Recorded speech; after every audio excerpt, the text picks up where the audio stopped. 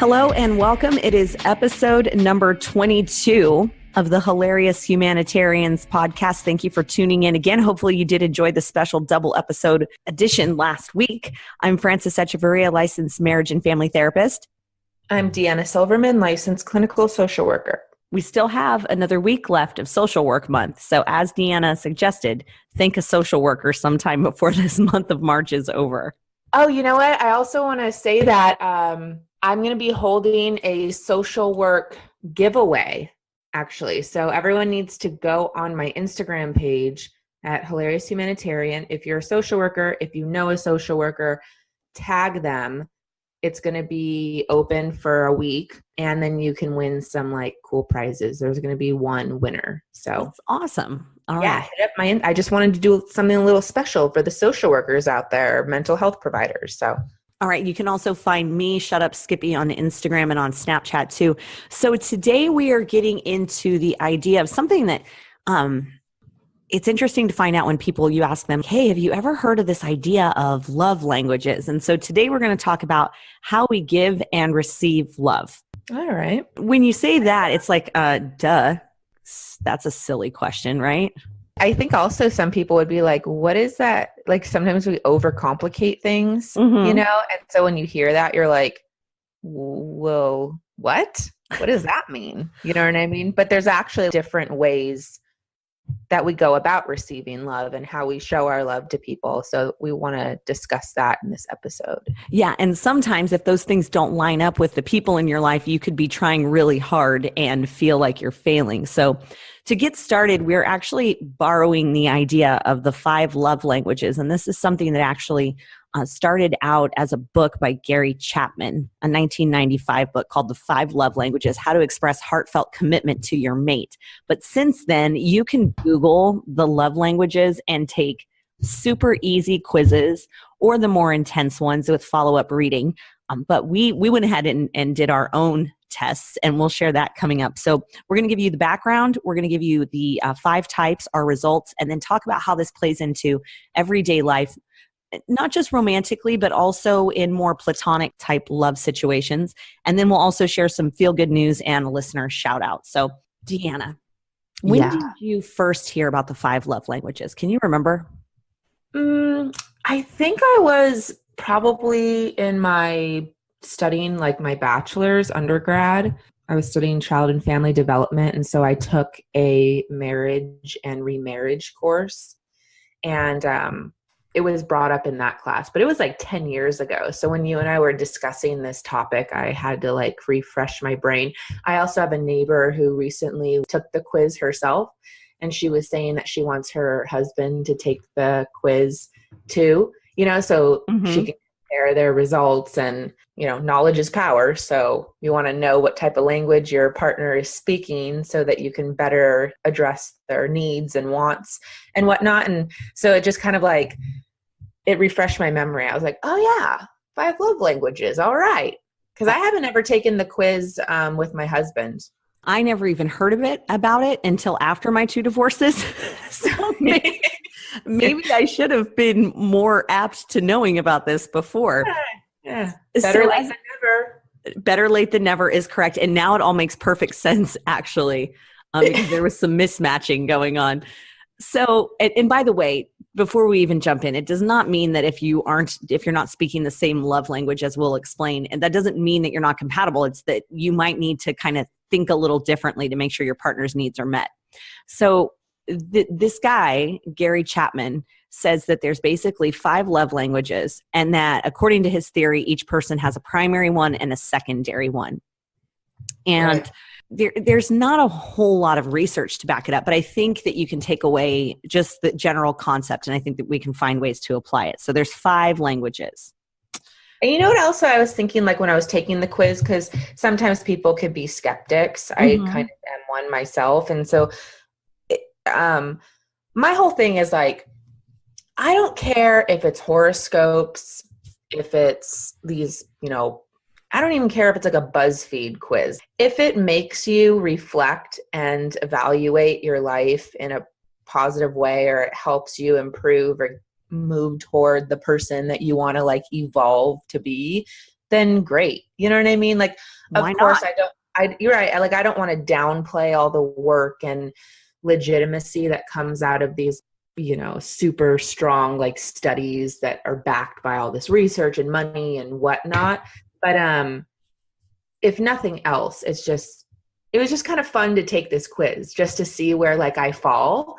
And then when I was reading through the answers, which we'll share with the listeners, I don't know, I felt like it was pretty consistent with like my own values. Right. And it says in this one article that I pulled up that gives us kind of the rundown that it might not have the scientific research to back it up, but it makes sense because it's relatable. And I don't think it's much of a stretch actually. Whereas like horoscopes can be fun and people do talk about, zodiac signs and whatnot. And sometimes you can go here or there with it, take it or leave it. But this one, I think you'll see actually has some application. So to start, there's 5 languages.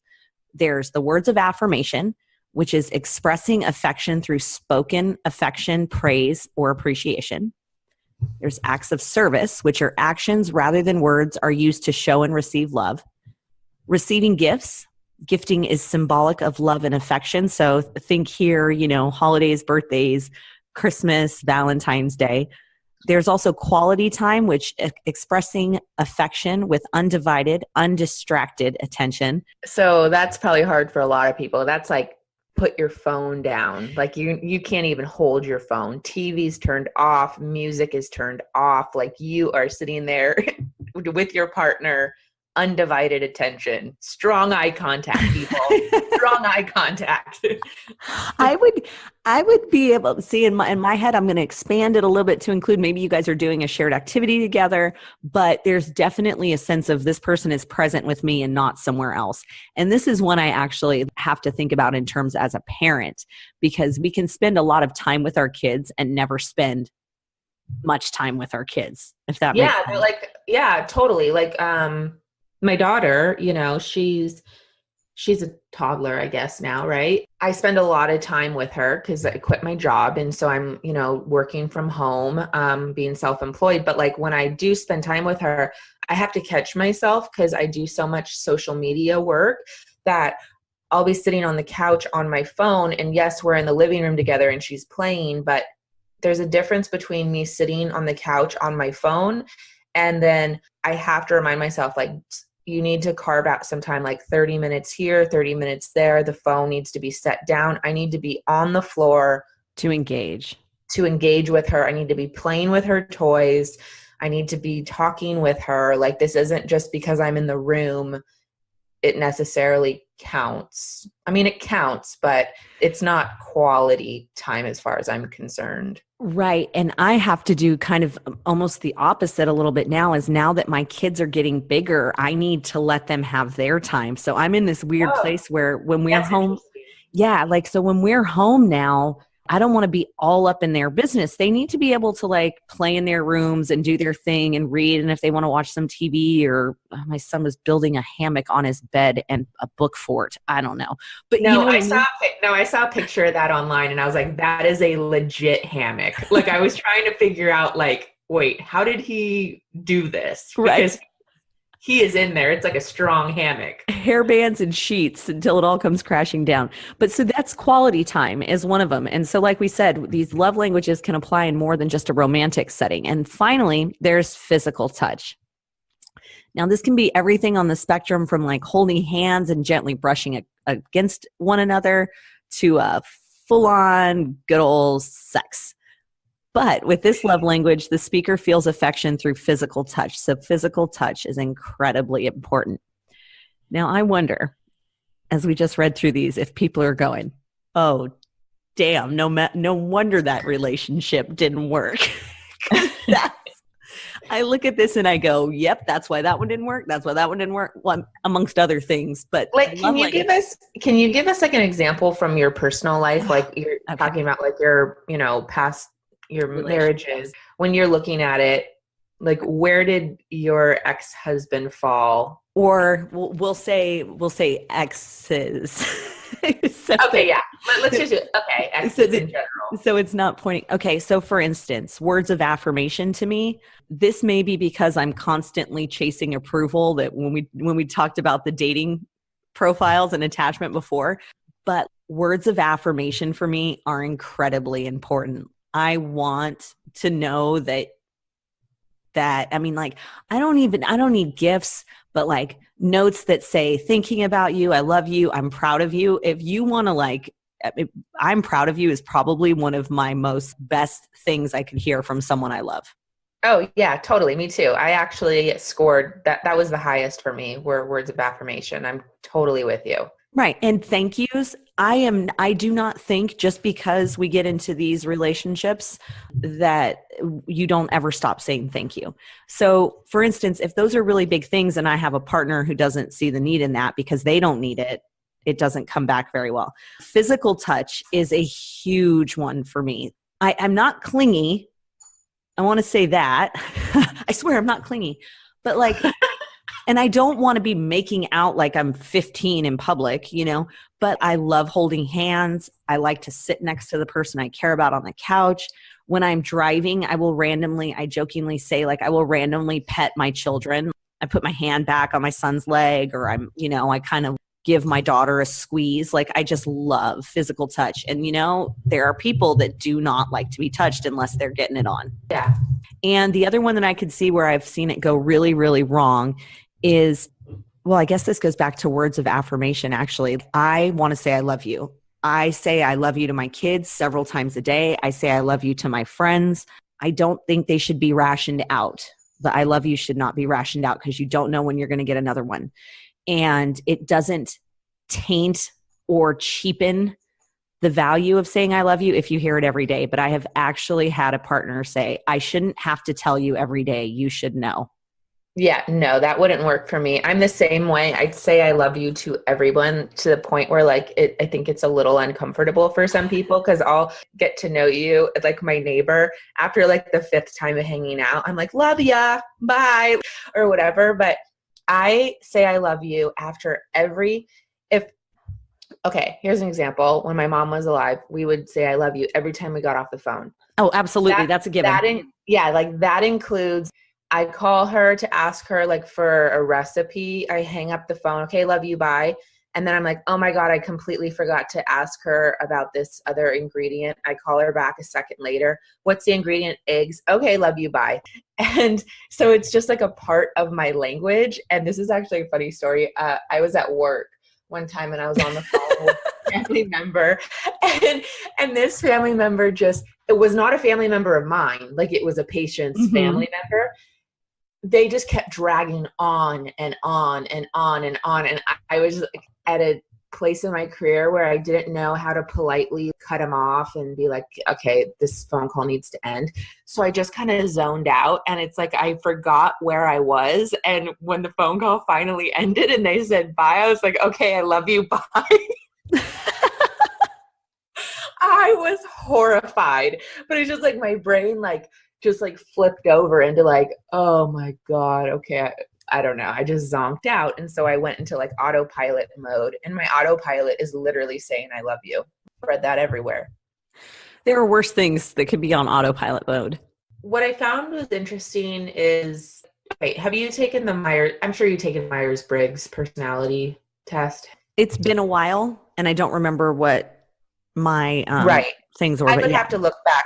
I'd have to look back too, but like that is a test. Like it's an instrument. It's gone through like rigorous, like an enormous amount of work to develop this particular personality test. My understanding is like no matter where you are in your life, like you could take this test when you're 15 years old, 25 years old, 35 years old, 45, no matter what you've gone through, no matter how you've evolved, your answer will always be the same. And I've tested it out throughout like probably 12 years now, and it's always the same compared to something like the 5 love languages, which can change.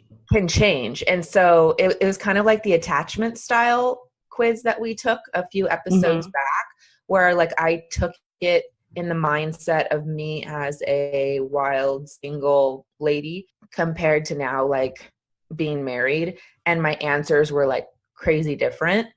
So I just think that's interesting how like your love language can change as you evolve, whereas like the Myers-Briggs test, that from my understanding, like you don't change. Like you're just kind of set in that. And that one is like, I mean, in like it, if you haven't taken this test, it's the Myers-Briggs type indicator personality quiz. By the way, I just found it online. You can go to, I have taken it. I'm trying to find my results. 16personalities.com. Okay. Yeah. It is so, I know this isn't like a part of this episode, but it's crazy accurate. So anyway, moving on. What's funny is I'm looking at it. I'm like, oh, that's why people put those in their dating profiles. I've seen those because they put the ESFJ or whatever. Anyway, you can go ahead and look into that. But it comes back to understanding kind of just what makes you tick. And that's what the 5 love languages are about. So back to giving examples of where I've noticed it's gone wrong. I wouldn't have known that before because, going back to if I'm somebody who says I love you all the time and then somebody says I don't need to hear that all the time, then that to me is just rejection. Right. Unless you have the conversation and you can adjust and that feels okay. Does that make sense? So just because you don't line up with a partner doesn't mean that it's doomed forever. It's that it's a good idea to have an idea of what makes you tick so that you guys can then negotiate and find common ground. Yeah, I think that's a really good point to make. Instead of taking it personal as like a rejection or whatnot, you can feel kind of like empowered by this information because you can either go the route of having this conversation with your partner to see how much you both are willing to compromise and, meet each other halfway to meet each other's needs. Or if you're with a partner who's just like you said, one of your exes was, this is not something like, I don't say I love you every day. Don't expect to hear it every day. I don't feel that this is necessary. But instead of feeling like that's a rejection, like you can just look at it as, okay, this is their language. This is how they operate. And now I need to make a decision about, am I going to feel secure and okay in this relationship? Right. And the answer may be yes, or it may be no. Right. So exactly. Up to you. Okay. So why don't we go ahead and talk about our results? Now we used 2 different tests. We did the one through, if you go to the Love Languages, the official website, you can take their test and then they break it down to you. But you do have to put it in email. And then we also have another one, which is a little easier and a little more, I guess, kind of pop culture-y, if that's even a word. Does that make sense? Yeah, it was just kind of silly. It just seems less official, but it's still fun to take to compare because like my results, not the 5 love languages, but the other quiz, the result is totally different than the 5 love languages, if that makes any sense at all. Probably not because I'm sleep deprived, but cool. It does. So give me the rundown. Where are you at?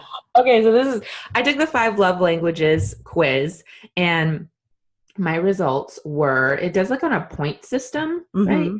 So I scored 11 for words of affirmation, which was like my top primary love language. And my second one was acts of service, was a score of 8. And then the third ranking was quality time. The fourth was physical touch. And the last one was receiving gifts, which was really interesting. Yeah.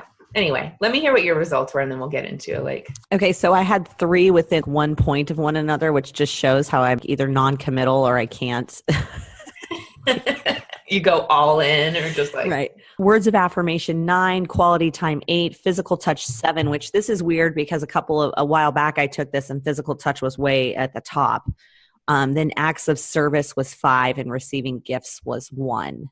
So that's kind of where I was going with it is like when I'm like a big gift giver. And so it was weird to me to see receiving gifts was number 2. That's really, really low, like on the totem pole. But mind you, I took this quiz when my child is going through this like 18-month sleep regression thing that I guess babies do, where they like don't sleep. And my husband and I are going off of like 1 hour of sleep every night for the past 4 nights. And so our house has been kind of like a disaster. And so maybe I was like taking this quiz under like a lot of household stress. And sleep deprivation. So it's interesting. Yeah. So it's interesting that like words of affirmation and acts of service. So like, for example, acts of service can be, last night was shit. My husband and I slept like collectively, like maybe 2 hours. So this morning when our child woke up, my husband looked like death worn over, and I'm like, just sleep. And I knew we were going to do this recording like around 1 p.m. So I'm like, I'm going to let him sleep. And even though he typically does the dishes and there were dishes everywhere, I'm going to do the dishes. And hopefully his love language is acts of service, which I'm pretty sure it is, because when I woke him up so I could do this recording, he was like, oh my God, thank you so much. The house is clean. And I made him a cup of coffee. And I was like, just chill out and I'm going to go upstairs and do this recording. So it's like maybe my mindset is like, I need to hear, I love you and I'm proud of you and we're going to get through this together. And I need to see that you and I are both going to be willing to like pick up the slack and do household chores or errands that we don't typically do, but we're just trying to help each other out. Trying to survive this week. You know what I mean? Mm-hmm. Well, and then actually having the communication about it, because for instance, fortunately, you got the intended result, which was some appreciation for the thing, right? Right. It didn't feel like everything I do, you don't appreciate it. Right. And that's where the communication piece comes into play. I think you're right, though, that based on where you're at in life, sometimes those things change. When we're young or single, you know, maybe the gift thing is a little more important than when, like, for me, I said, like physical touch and quality time are really important for me. And then, but and I like help, but I'm also a control freak. Yeah. So I have a hard time with like, do this for me. Yeah. No, I hear you. Like in my 20s, when I took this quiz in the past, like physical touch was number one. Like I communicated all of my emotions through physical touch. The way we show I love you is by having sex, like by you kissing me, by holding me, by cuddling with me, you know? Mm-hmm. And it's just interesting now because like physical, it's kind of sad because like physical touch is 3. It's like almost at the bottom where I'm like, no, I am so friggin' tired. I don't want anyone touching me. Get away from me. I'm still nursing my kids. So the last thing I want is my like husband all up on my boobs, you know? And like, that sucks because I'm sure I know his needs fall in a different category. So I'm actually, when he wakes up, I'm going to have him take this quiz. But anyway, my whole point is I thought you were going to say when he wakes up, you're going to let him touch your boobs. Nope, still no. Not yet. Maybe next year. Oh my God. I was like, Deanna. I know. I'm horrible. I'm tired. Leave me alone. No, but look, this is the reality of it. But I think, you know, we always circle back to kind of the same themes. And the theme in this is that to have the conversation, if you feel like you're doing the things and they're not getting expressed or reciprocated in the same way, we have to understand that that is an important thing to do. So like, for instance, and we're just kind of, real quick on my results. So your results, what were the top 5? Rank them real quick again. Okay. Number 1, words of affirmation. 2, acts of service. 3, quality time. 4, physical touch. And then the least important currently is receiving gifts. Okay. So mine are words of affirmation, quality time, physical touch, acts of service, and receiving gifts, which shows you that I'm a control freak and I don't really want people helping me very much. And I also, you know, what's interesting about this is I know exactly where, now look, I love to give gifts.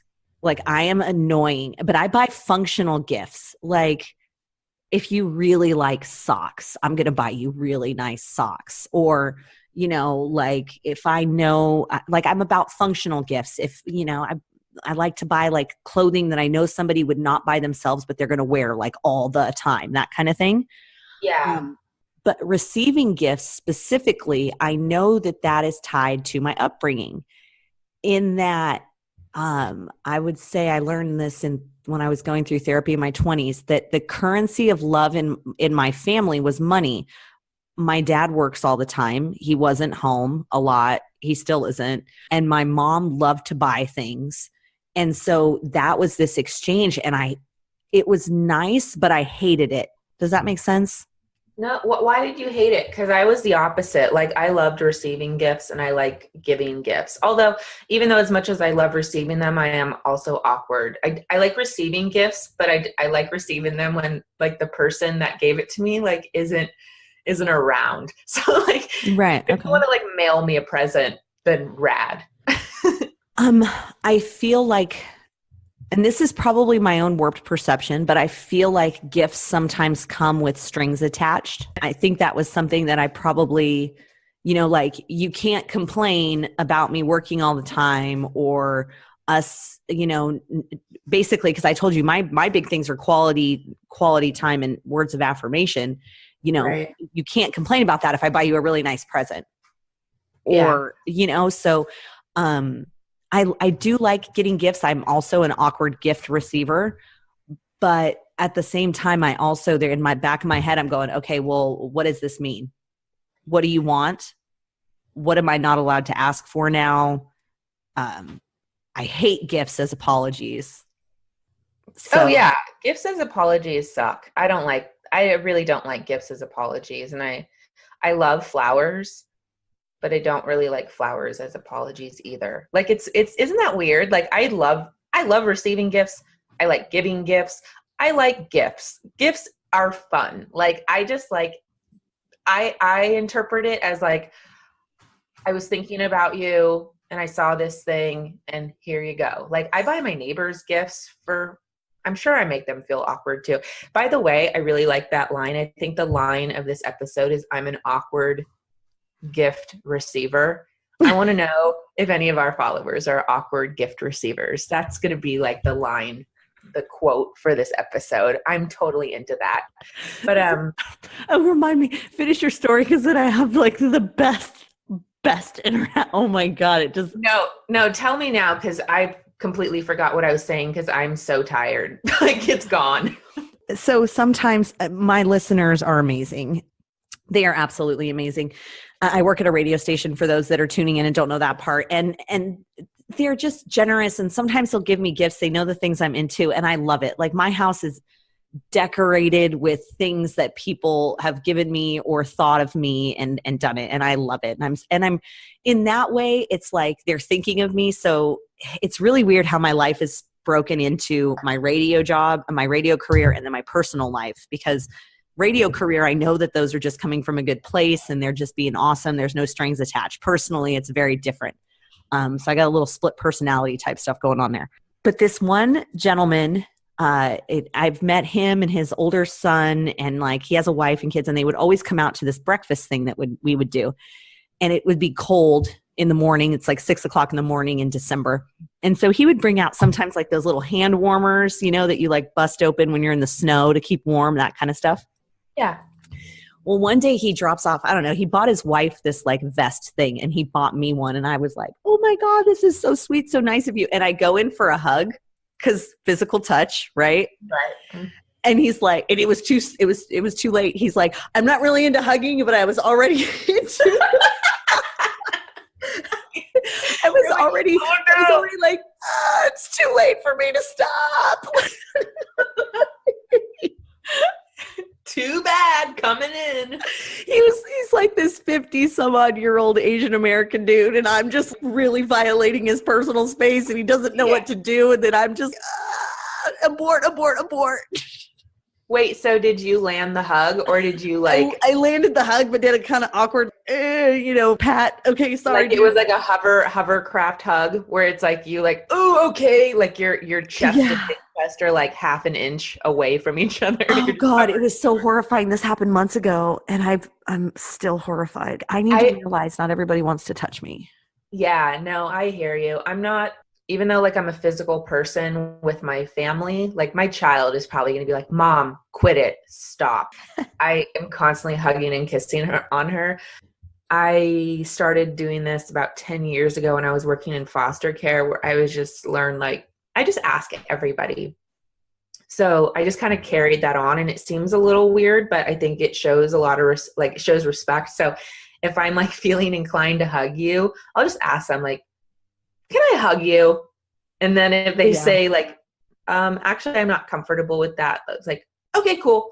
Or yeah, sure. I'm like, all right, come on in, buddy. Let's do this. Yeah, bring it in. I have learned how to say that lately is I'm a bit of a hugger.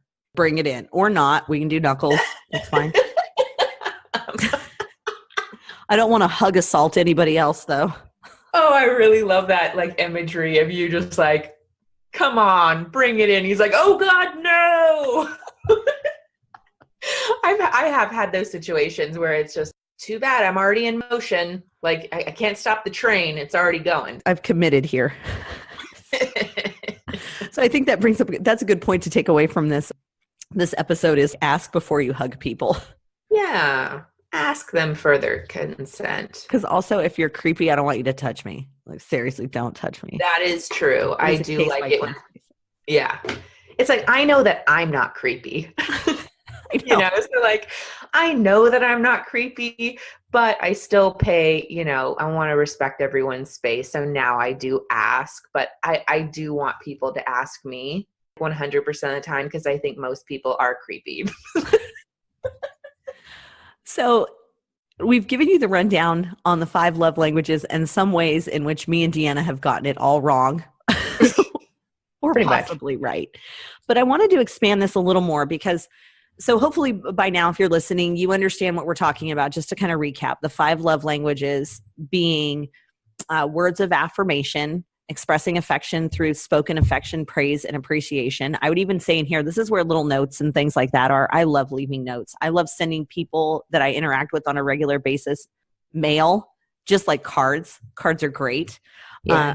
And so this one is all about like the verbal or written affirmation. There's acts of service, where, as we mentioned, if you're living a life right now that is crazy, chaotic, sleep deprived, this could jump to the top of the list. Actions rather than words are used to show and receive love. Receiving gifts, also quality time, undistracted, undivided attention, and physical touch. Anything from holding hands to full on, you go get yours. By the way, in practice, so I see couples in the last few weeks, Deanna, I've had so many couples clients where I'm like, look, you guys need to touch each other. You're both saying that physical touch is important. You literally barely kiss each other goodbye. And I'm not saying, you know, make it sex every day, but, you know, you're standing in the kitchen, I don't know, put your hand on them, you know, touch them when you are sitting on the couch. Does that make sense? Oh, totally. I mean, what are they saying in response to that? Like, okay, so they both appreciate physical touch, but they're both not doing it to one another. Mm-hmm. Like, is there an emotional, I'm assuming there's an emotional component there. There is, but what we identified is neither one wants to make themselves vulnerable to initiate. Oh, because that makes sense. Yeah, because think about it. If you're feeling really emotionally detached from your partner, to initiate physical contact and then have that rejected could be painful. I've had that happen where it was a weird situation where it started out, physical touch was like a big thing, quality time. And then pretty soon it was like I felt like there was something wrong with me because I would go in to do the same kind of things we would do. And I'm not just talking about just sex, but sitting next to one another, leaning on somebody, not in an obnoxious way, but it was almost like I could sense the recoil. Mm-hmm. And that was incredibly damaging. Oh, yeah. So in this particular case. And confusing. If there's no conversation and then your partner just flips a switch, it's like, geez, like talk about like feelings of rejection and abandonment and whatnot. But I mean, that also is like, you want to be careful between what somebody's consistent, like love language is, like when you look at a particular time and like space, you know what I mean? Like if we're looking at like a 3-month time period, Would you feel comfortable saying that what your love language is most likely will stay consistent? I would think barring some sort of huge event. Right. So like Yeah. if somebody's love language all of a sudden, like they were super physical and now all of a sudden they're not. Oh And yeah, there's big red flag. yeah, a huge red flag is basically what I'm trying to say in my like rambling over here, not making too much sense.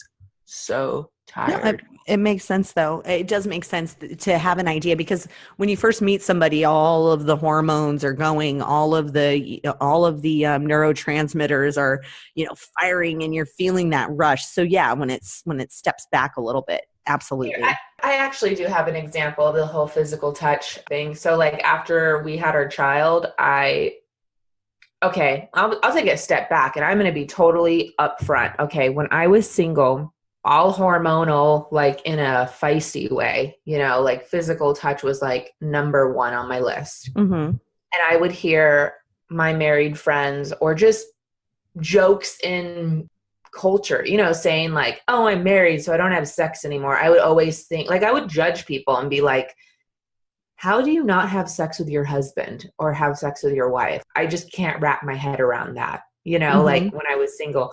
And I wouldn't be like mean about it. And I wouldn't It just didn't make sense. It just didn't make sense. Like I would just think about it. I don't get people who don't have sex with their partner who they're married to. So fast forward, now I'm married and I have a child and I'm sleep deprived all the time. And I have a humongous toddler hanging off my boobs because I'm nursing. And I just literally like, oh my God, just everyone get away from me. Like the small amount of time that I have alone, like I just want people to get away from me. Like if it's not my husband or my child, it's like my 100-pound Rottweiler, like trying to sit in my lap. Like everyone leave mom alone. So where I'm going with this is, especially like in the first year, when my husband would try to initiate, which was like very few and far between because he knew how like difficult it had been for me to adjust to new mommyhood.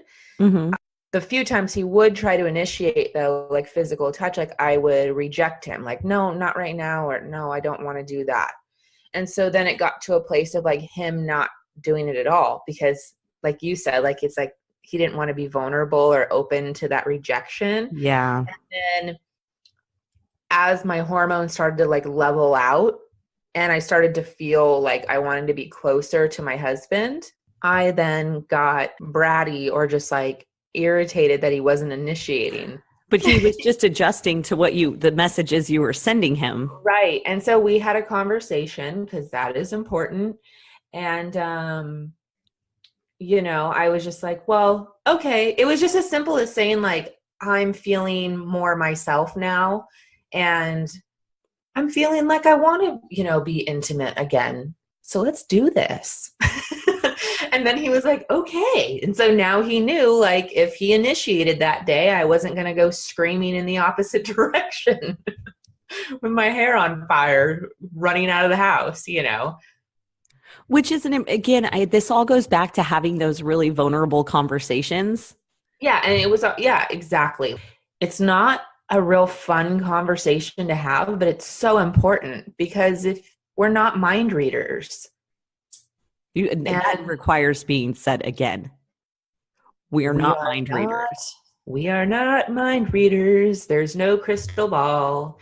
So, at the very least, if you don't agree with what your partner is telling you, let's just take a moment and just respect the fact that they're being vulnerable and coming to you to have this conversation. Maybe you don't agree, maybe you're not in the right space, but at least you can acknowledge them being vulnerable with you because that does take a lot of guts. Right.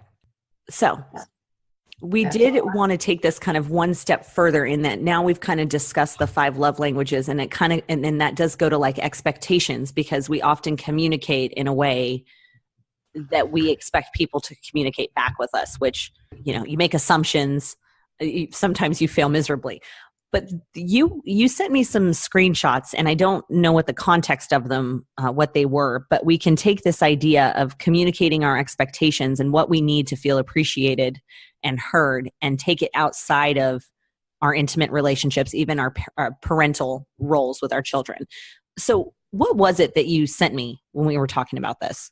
Yeah. So I found something. I was on Reddit, which is really my I love Instagram, but Reddit is like my home. But by the way, time out. Deanna is looking into the camera right now with one mini foot on one finger and one mini hand on the other. So apparently talking about vulnerability and intimacy was making her need her coping skills.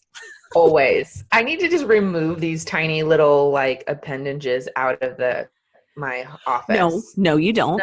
No, because these are my coping, and I'm just like, okay. This is a great example of us practicing what we preach, and that is self-care. And humor. Yeah, exactly.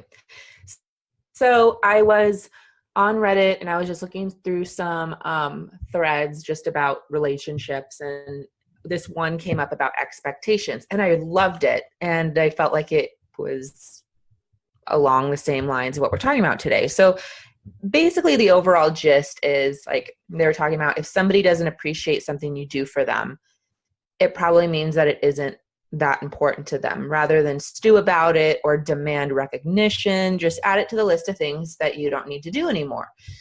They gave this example of like this woman would make a cup of coffee for her husband every single morning. And often he like would barely acknowledge it and much less thank her for it.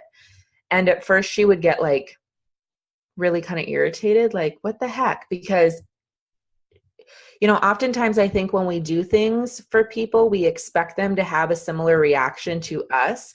So I'm assuming that this woman, like if you gave her a cup of coffee and went out of your day every single day to like bring her this like cup of coffee with like the creamer that she likes and the cup that she likes, like this is something that probably would make her like love languages like explode. Like, oh my God, I would be so happy. She could just marry me. Yeah, right. We need to contact this woman. No. So what she went on to say is like the answer was that he just doesn't really mind making his own coffee and doesn't notice much whether she does it or not. And so it's not that he was being mean. It was just not something that was of importance to him enough to acknowledge, this deed. And with her, like doing the cup of coffee was like showing her love and thoughtfulness. Right. And so an act of service. An act of service. Exactly. And so she just was like, so now I just don't bother. And it's just one less thing on her mind in the morning. And she didn't say it like in a mean way or like, why bother? And now I'm going to hold resentment towards it. No, I found it actually positive. Okay. This is just something that it's just something that I don't need to do anymore. Another example was she was like organizing a lot of like light social events at work, like birthday lunches and holiday parties. You always have that person who like is really, really phenomenal at like remembering everyone's birthday or like organizing happy hours. And she was like, people would come to these events that she would put a lot of energy into, but nobody really ever made a point to say that they appreciated what I was doing. So I stopped bothering to do it most of the time, and no one really noticed either way. And so what it did is like it freed up a lot of time. I think that's super important and like awesome for her to recognize. I'm not going to take this personally. It's something that I did out of the like kindness of my heart, and I enjoy it. But I also need to be aware of how other people interpret like my nice, thoughtful, like acts of service, if you will. And also kind of compare like what this person probably is like us. She likes the words of affirmation, right? She wants to hear the thank you, and that was so thoughtful, and she would like the recognition. So when she doesn't get it, it's like, okay, it is what it is. Right. These people, like, they're not like me where they need this either way. So, okay, we'll just move on and I won't do it. Not like, not in an angry way. Right. Now saying all of that, because I've had to work really, really hard, like on my expectations of people. Like a long time ago, somebody was telling me like, okay, Deanna, here's the problem is like your expectations for yourself, like you hold yourself in a really high regard in terms of like being super thoughtful and saying thank you. Like my brother and I are the same way in that like the thank yous are out of control. When we go out to eat, my brother and I both do this, and it's because this is how we were raised. We will say thank you to the waiter or waitress probably 15 to 20 times throughout the entire meal. And my brother and I both agree that it's like we will almost overcompensate for that if we're dining with people who are like less likely to say thank you. I will say thank you when they take my drink order, when they bring me a napkin, when they bring me my food. I'll say thank you if you come over and ask me how my food tastes, even though I'd rather have you not ask me. I will still thank you. Like, so do you think it's too excessive? Like maybe the challenge for you is to pull back just a little bit. Is space filler? No, totally. And so what I was thinking was like, I like giving gifts in terms of like when I look at my relationships outside of like, actually, let me take a step back. When I took this quiz, it's just where I'm at right now. So yes, I would rather have acts of service and words of affirmation from my husband, but don't let that fool you because I love giving gifts and receiving them. And we're really good about doing that with one another. But I think in terms of like categorizing it, yeah. But when I look at it from the perspective of like how I am with friends and neighbors, the gift giving thing is big, like on my radar.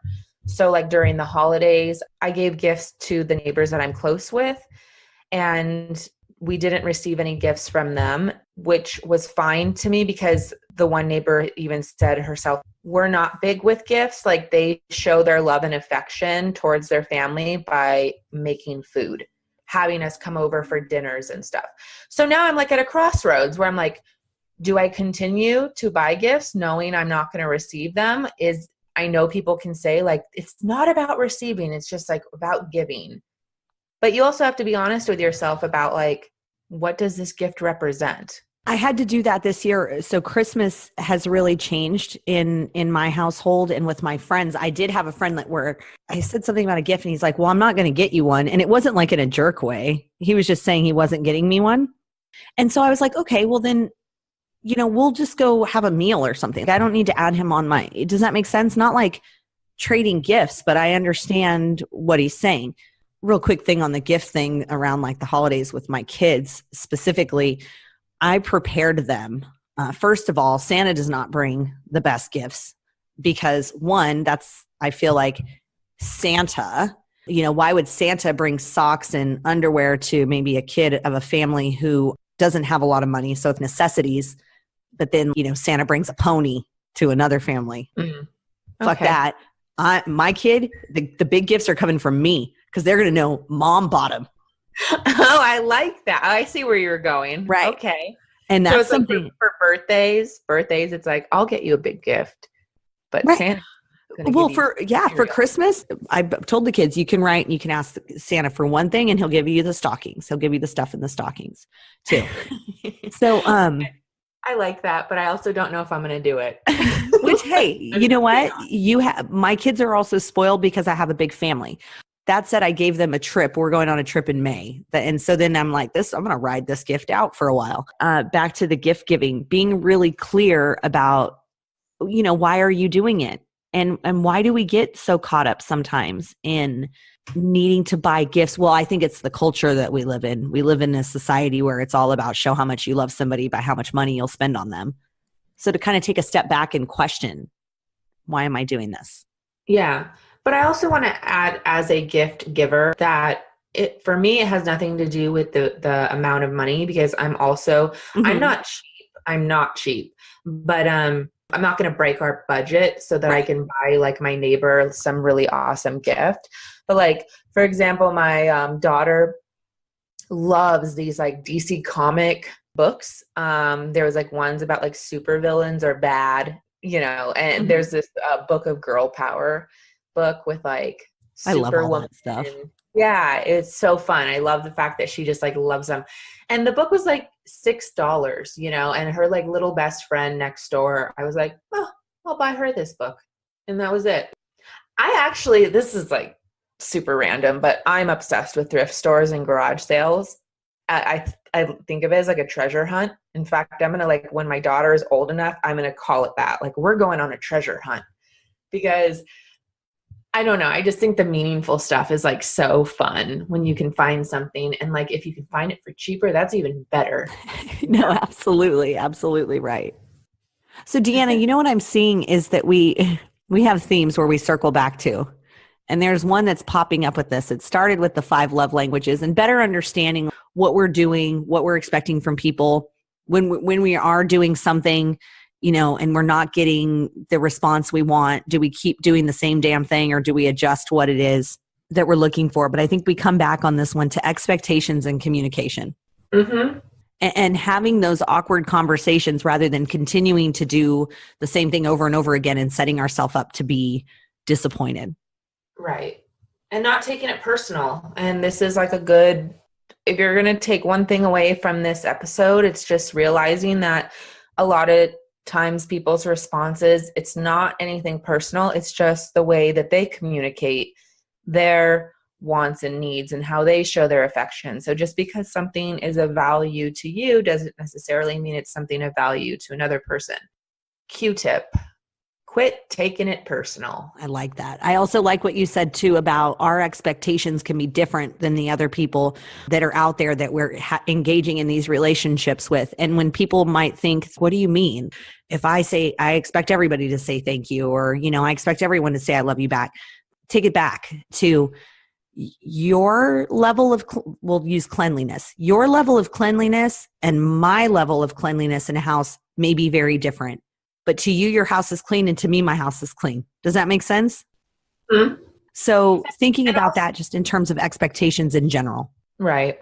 I don't know if this is relatable or on topic, but I just want to say this for anybody who's listening. If your like partner or your friend or somebody's came over to your house or whatever, and they're helping you do a chore. By the way, I hate having people at my house. So Really? How funny. I actually really, really love it. I'm working on it, but I don't like people at my house most of the time. Really? Why? Why is that? Mostly because I'm incredibly insecure, and I think they're judging me on what my house is not, as opposed to what it is. You are such a turd. No, stop it. Dude, you have to understand. I mean, and I'm not going back blaming childhood stuff, but this is the things that shape us. My house could be spick and span clean, but if there's like one thing wrong, my parents would find that thing wrong. Okay. So are you the person that's like, I'm going to walk into your house is going to be like decorated beautifully. Your brand new floors are in, you have like awesome stuff on the wall, and you're going to be the person that like points out the like one thing on the wall, like the paint is chipped. I'm going to apologize. I did have friends that came over yesterday. Okay. They actually came over, and I had to like stop myself from apologizing for my house not being perfect. I was like, no, fuck it. They're my friends. They'll be fine. Good. I'm working on it. Good for you. Good. Anyway. I've actually been working on something similar where like I've noticed, because, you know, moving into this new neighborhood where it's like, we moved into a neighborhood that's relatively new construction. So it's like all these new families, kind of cool. Like a lot of our neighbors are new moms and dads for the first time. So we're all kind of transitioning into this world of like chaos. The faster you clean, like the faster shit gets dirty and out of control. And I've noticed every time one of us steps into each other's home, the first thing out of our mouth is, sorry, it's such a mess. And Right. so I've been doing this thing now where like, it's like baby steps for me, where if someone comes over, I'm going to say, I'm not apologizing for how messy my house is. No, that's like a reverse apology. It's baby steps for me. So I'm hoping in a few months from now, people will just come over and it's just going to be crickets on my end. And it's like, you know what? I don't care. We're here. A messy house is a happy one. The kids are entertained. You gave me a bad time, but you just admitted to the same damn thing I do. I know. Okay. Okay. You say, my friend. So I don't know where we were at before we got on that subject, but that's just kind of how this stuff goes. So as you're going forward, thinking about expectations, thinking about communication and communicating those expectations to people. And then also just being, I guess, just it's an opportunity to reflect whether you take the love languages quiz or not, or just think about it based on what we said. File a bit of this away into gathered insight. So as we're wrapping up today, we do have a couple of things. First of all, what has your self-care been like this week? I know sleep has not been one of them. Oh man, I've been really bad with the self-care. You know what? I've been really bad. Okay, self-care starts today. I am going, after this recording, I'm going to tell my husband, I'm going to communicate my needs. And I'm going to say, listen, I let you sleep in this morning. Can you do me a solid and let me take a little nap before we go over to our neighbor's house? Because if I don't take a nap, mommy is going to go postal. So that's going to be my self-care, is I'm going to force myself to take a nap because I'm on the brink. You're first going to ask your husband, which that's huge sometimes, right? Yeah, it is. Because I'm not going to assume there's so many things that could happen here. Like I can assume that I could say he should already know that I need a nap and then get resentful and pissy when he doesn't suggest that I should go take one. Nope. I'm just going to go and communicate my needs, because sometimes people can rally through sleep deprivation, drink another cup of coffee, but we're going on day 4 of crazy sleep schedules at our house right now. So, all right. So getting that sleep in and asking your husband for it. That's awesome. Okay. So for me, I had an interaction where there was a miscommunication, and usually I am the type that will put somebody else's feelings and comfort ahead of my own. But in this particular interaction, I thought the response was completely over exaggerated. It was a slight miscommunication without getting into it, but I didn't take ownership of that shit. And I didn't go chasing for an apology. I apologized for my part of it. I said, I validated feelings, but nope, I'm not handling your baggage too. So when we talk about self-care, it could be taking a nap. It could be getting a bath. It could be making sure to exercise, but it can also be where you exercise boundaries. Yep.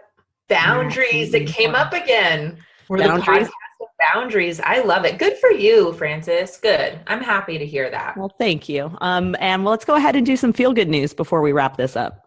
Okay. Feel-good news. So this is interesting because a few days ago, I found my feel-good news and I banked it. And I'm like, okay, I'm going to share this when we record. So, and then as of this morning, the feel-good news turned into feel-great news as far as I am concerned. So you were so excited when you sent this to me the other day. I know. So it looks like in Maine for the House of Representatives, there was a Republican candidate who was running completely unopposed. There was nobody running against him. Which this happens a lot. Yeah. So it's there's no choices. He's going to win, right? Come November 2018. Republican candidate Leslie Gibson. So apparently he went onto Twitter and called Emma Gonzalez, who is one of the students who survived the Parkland shooting, a skinhead lesbian. And then he's a grown-ass man.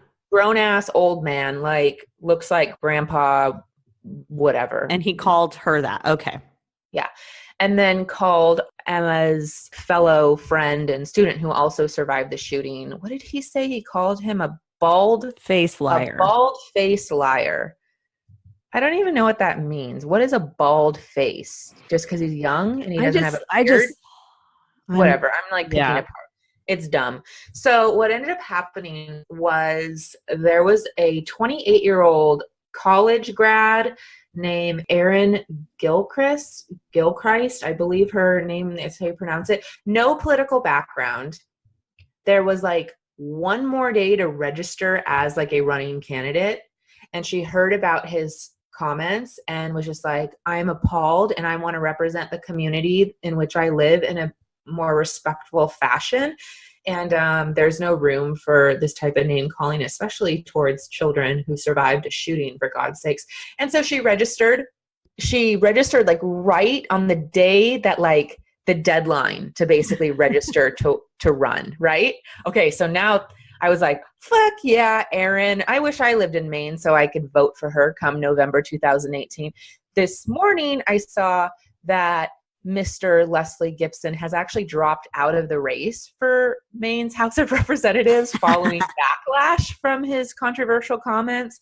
So now it looks like Erin is going to win, right? Because now she's unopposed, which I think is fucking genius, because like she has no political experience. Look, that is not something in this current climate that you have to even have. Yes, that's true. So I don't even know, like, fuck it. Why shouldn't even be like bringing that up? I just think that these old ass politicians really need to watch what they're saying. Like, I feel like Leslie, or not, because we sort them out. That is true. But Leslie Gibson, I feel like, embodies what is wrong with Facebook nowadays. Like the racist old uncle and aunt that like goes on Facebook and starts ranting. It's like, listen, old people should get off of social media. Like, you do not know how to do this, like, at all.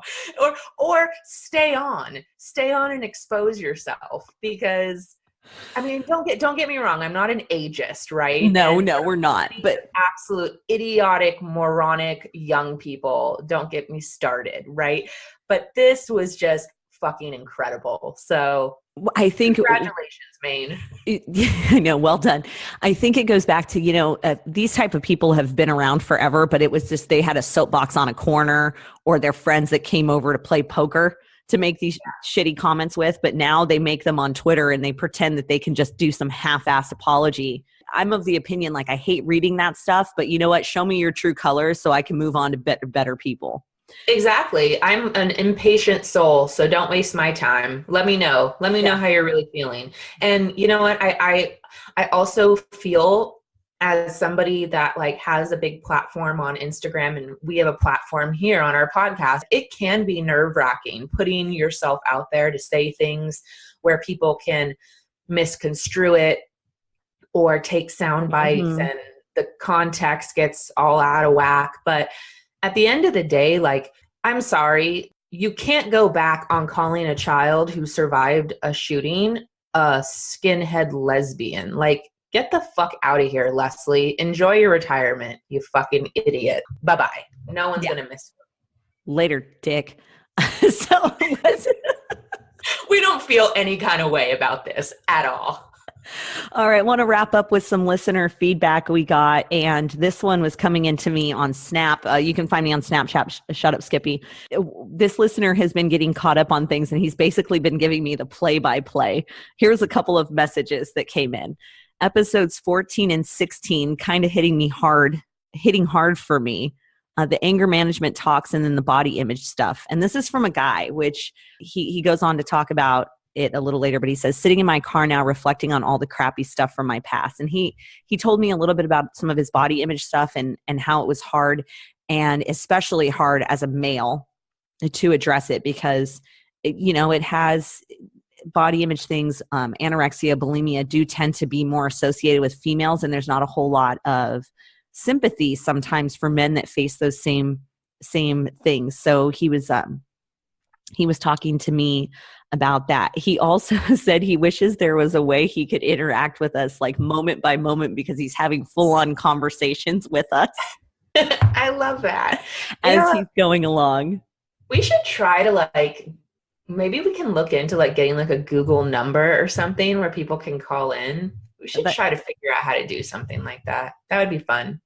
Well, I tried playing the lottery yesterday and winning so that, we could put some money into this and not have to work for real. But yeah, it'll happen. We're on our way, Deanna. Slowly but surely. And actually a really good way to support us so that maybe we can do a live listening party or just do more episodes, I don't know, is if you can go onto iTunes or wherever and subscribe. That's a big thing, right? Subscribe. And then review us, leave a 5-star rating.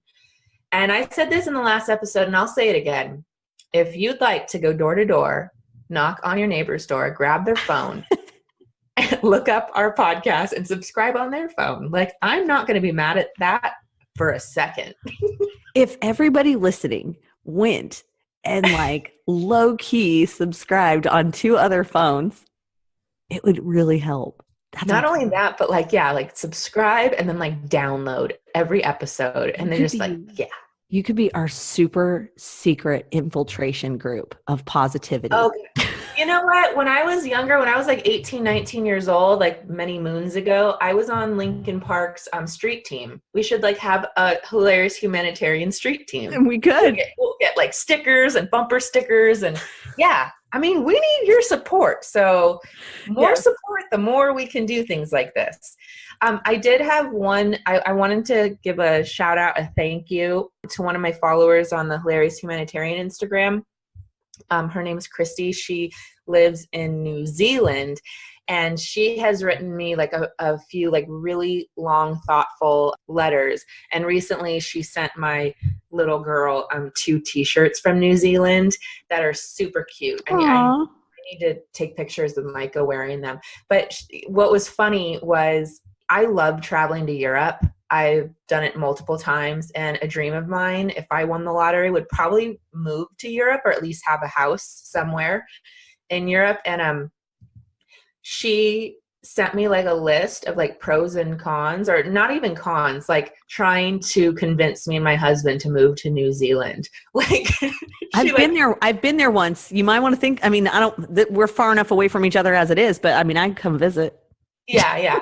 It was really funny. She wrote down like maternity leave benefits, their medical benefits, like all these like key points. It was really cute. So I just want to say thank you. That was really, really thoughtful what she sent me. I love it. All right. Well, you can find us on Instagram. I'm Shut Up Skippy. Also, Snapchat's a fun way to interact too. Deanna, where can we find you? You can find me at Hilarious Humanitarian on Instagram, and our Instagram page for our podcast show is H Humanitarians Podcast on Instagram. You can also email us at hhumanitarianspodcast@gmail.com. And lastly, I said this in the beginning of the episode, but just as a reminder, I'm doing for Social Work Month, which is the month of March, I'm doing a social work giveaway. There's going to be one winner. So that will be announced at the end of the month, but you can find out like the rules and terms and conditions and whatnot on my Instagram page. So if you are a social worker, if you know a social worker, if you're studying to become a social worker or your mental health provider, join the contest. See if you'll win. All right. And we will see you back here next week. Bye. Bye, guys.